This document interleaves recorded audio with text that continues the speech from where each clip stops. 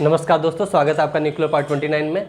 आज की इस वीडियो में हम लोग करंट अफेयर के एक पॉइंट को चर्चा करते हुए पूरे के पूरे यूएनएससी को समझेंगे कि यूएनएससी क्या है और इसमें क्या क्या चीज़ें होती हैं। चलिए शुरू करते हैं।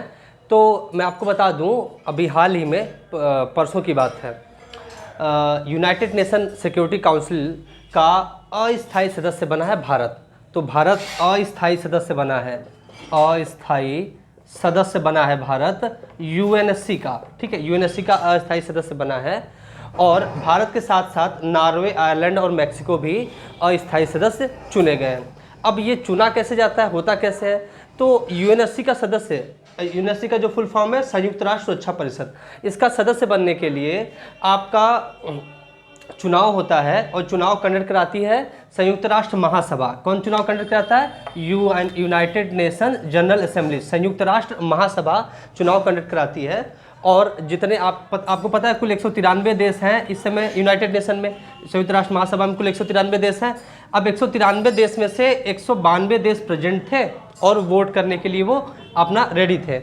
अब आपको अगर संयुक्त राष्ट्र सुरक्षा परिषद का सदस्य बनना है तो उसको आपको दो तिहाई मेजॉरिटी से आपको वोट मिलने चाहिए। तो आप अगर 2/3 मेजॉरिटी देखें 192 का, तो ये 128 वोट चाहिए। ठीक है, 128 वोट भारत को चाहिए थे और भारत को कुल मिले 184 वोट। 184 वोट भारत पाया और भारत 184 वोट पाके ये सदस्यता प्राप्त कर लिया, जीत गया। और भारत के साथ नॉर्वे, आयरलैंड, मैक्सिको भी जीते थे। अब अगर देखा जाए तो कार्यकाल क्या रहेगा, तो कार्यकाल 2021-22 2 साल के लिए चुना जाते हैं। ठीक है, यूएनएससी से अस्थायी सदस्य जो होते हैं वो 2 साल के लिए चुने जाते हैं। तो 2 साल 2021-22 का रहेगा इसमें टाइम पीरियड। और भारत को एशिया प्रशांत क्षेत्र से चुनने वाला एक सदस्य देश बना था। एशिया प्रशांत क्षेत्र से लड़ने वाला, अगर आप ये कहिए कि प्रतिस्पर्धा में एकमात्र राज्य भारत था ही, तो भारत को जीतना वैसे भी तय था इस तरीके से आप देखा जाए। और भारत का जो कार्यकाल शुरू होगा वो 1 जनवरी 2021 से कार्यकाल शुरू होगा। भारत 8वीं बार यूनाइटेड नेशन सुरक्षा परिषद ना, आपका अगर संयुक्त राष्ट्र सुरक्षा परिषद की बात करें तो भारत 8वीं बार इसका सदस्य बन रहा है अस्थायी रूप से। ठीक है, अस्थायी रूप से। इससे पहले अगर भारत देखा जाए तो 1950-51, फिर आपका 67-68 में, फिर 72-73 में, फिर आपका 77-78 में, 84-85 में, 1991-92 में, 2011-2012 में, फिर अपना अब 8वीं बार हो रहा है 2021-2022 में। तो आपसे तमाम ऐसे प्रश्न पूछे जा सकते हैं कि भारत के साथ साथ और किसको किसको चुना गया। भारत एशिया प्रशांत क्षेत्र से चुना गया है। ठीक है, भारत को कुल कितने वोट मिले, तो 184 वोट मिले। ये पूछा जा सकता है कि भारत कौन से नंबर पे, मतलब कौन सी बार बना है, तो ये 8वीं बार भारत को चुना गया है। अब इसमें एक खास बात आप ये देख लीजिए कि 1 जनवरी 2021 से इसका कार्यकाल शुरू होगा। और साथ ही साथ जो यूनाइटेड नेशन के भारत के स्थायी प्रतिनिधि हैं TS त्रिमूर्ति, उन्होंने कहा है कि कोरोना के समय और कोरोना के बाद का ये जो समय चल रहा है आपका, इस समय भारत का अस्थायी रूप से सदस्य बनना बहुत इम्पॉर्टेंट है। और अब देखते हैं हम लोग कि यूनाइटेड नेशन सिक्योरिटी काउंसिल है क्या, इसका काम क्या है, इसका स्वरूप क्या है, इसमें कैसे सदस्यता है, कितने सदस्य देश हैं। तो मैं आप सभी को बता दूं, यूनाइटेड नेशन सिक्योरिटी काउंसिल में कुल 15 सदस्य देश होते हैं। कुल 15 सदस्य देश होते हैं, 15 देश होते हैं। ठीक है, कुल 15 देश होते हैं। 15 में से आपको अगर इसको 2 पार्ट में किया जाए तो 5 होते हैं स्थायी सदस्य, 5 स्थायी सदस्य होते हैं और 10 होते हैं अस्थायी सदस्य। 10 होते हैं अस्थायी सदस्य। इन सब के बारे में बात कर लेते हैं। ठीक है, ये जो 5 स्थायी सदस्य कौन कौन है? चीन, संयुक्त राज्य अमेरिका, फ्रांस,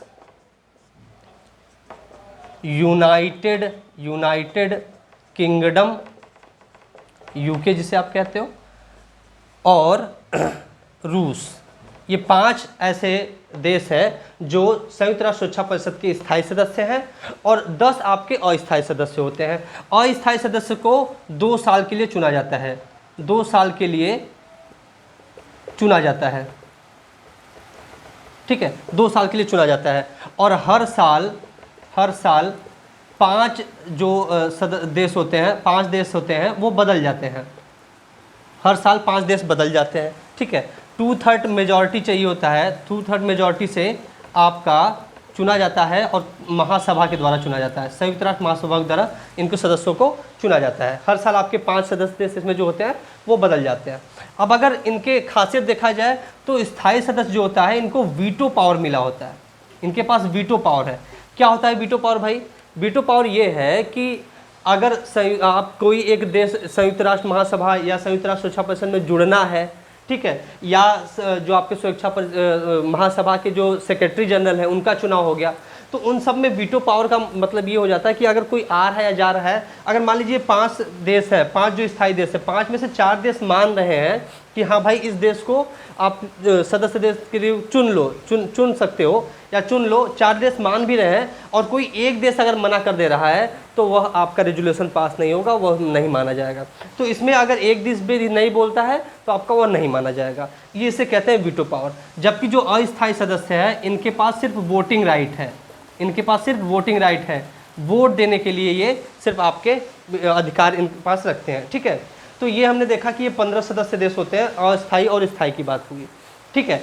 अब इसमें देखा जाता है एक आपका जो संयुक्त राष्ट्र सुरक्षा परिषद है, इसका एक यूनिक नाम, इसको एक स्पेशल नाम दिया गया है, वो है policeman of the world, policeman of the world. ये निक नेम दिया गया है संयुक्त राष्ट्र सुरक्षा परिषद को, पुलिसमैन ऑफ द वर्ल्ड। ये इंपॉर्टेंट क्वेश्चन है, आपके जनरल परीक्षाओं में पूछे जाते हैं, ठीक है, रेलवे वगैरह या फिर एसएससी परीक्षाओं में पूछे जाते हैं कि पुलिसमैन ऑफ द वर्ल्ड किसे कहा जाता है, तो संयुक्त राष्ट्र सुरक्षा परिषद को पुलिसमैन ऑफ द वर्ल्ड कहा जाता है। एक बात यहाँ पर और हम लोग देखना चाहते हैं, UN peace keeping army, UN peace keepers आपके ये, या यूएन पीस कीपिंग आर्मी। अब ये जो पीस कीपिंग आर्मी है, United nation peace keeping army है, यह आपका क्या है, यह विभिन्न सदस्य देशों से वॉलंटियर के रूप में आप सैनिक आते हैं और सैनिक वो आपके यूएन पीस कीपर्स कहलाते हैं, यूएन पीस कीपिंग आर्मी कहते हैं। नीला इनका ड्रेस होता है, ठीक, नीला ड्रेस होता है। इन्हें ब्लू हेलमेट मैं यहाँ नीचे लिख देता हूँ, ब्लू हेलमेट्स का निक नेम दिया जाता है। काम क्या होता है इनका, जहाँ पे भी आपकी आर्म फोर्सेस के द्वारा या फिर जहाँ पर भी उत्पीड़न चल रहा होता है या जहाँ पर दिक्कत होती होगी, वहाँ पर United nation peace keeping army भेजी जाती है यूनाइटेड नेशन द्वारा, और वहाँ पे शांति माहौल बनाने की कोशिश की जाती है। तो ये यूनाइटेड नेशन पीस कीपर्स की बात हुई। United nation peace keeping army को आपका 1988 में नोबेल पीस प्राइज़ भी मिला था। United nation peace keeping army को 1988 में नोबेल पीस प्राइज़ भी मिला था।